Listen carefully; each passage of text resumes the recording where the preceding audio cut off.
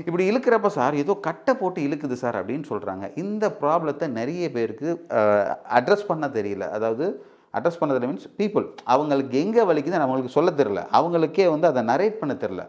எனக்கு இந்த ஹார்ட்டுக்குள்ளெல்லாம் வலிக்கிற மாதிரி இருக்குது, எனக்கு லங்ஸு ஸ்வெல் ஆகிருக்குமோ, எனக்கு நுரையீரல் ஏதாவது அடைச்சிருக்குமோ அப்படின்றாங்க. எடுத்த உடனே நீங்கள் ஏன் உள்ளே திங்க் பண்ணுறீங்க? சரி, நீங்கள் கறிக்கடையில் வரிச்செலும்பு வாங்கி சாப்பிட்றீங்க இல்லையா, நெஞ்சு கறி.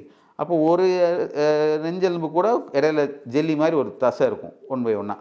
அது மாதிரி உங்கள் உடம்புல இருக்குல்ல.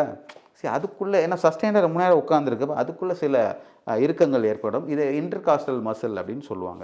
அந்த இன்டர்காஸ்டல் மசிலில் உங்களுக்கு ஒரு இறுக்கம் ஏற்பட்டாலோ, ஒரு ட்ரைனஸ்ன்னு சொல்லுவாங்க, ரத்த ஓட்டம் கம்மியாக, ஏன்னா ஒரே மாதிரி ப்ரெஷர் கொடுத்துருக்கப்போ அது ஹைட்ரேஷன், நீர் சத்து கம்மியாக இருக்கும் இல்லையா, அது சில மாதிரியான வலிகளை உண்டு பண்ணும். அது உங்கள் செஸ்ட் பெயின் மாதிரியெல்லாம் மிமிக் பண்ணும். இந்த மாதிரி வரிச்செலும்புக்குள்ளே இருக்க தசைகளில் பிரச்சனை இருந்தாலும் உங்களுக்கு இந்த மாதிரி லேசுவான வலி இருக்கும். இதை தாராளமாக மதுரை ஆஸ்டியோபதி கிளினிக் வாங்க.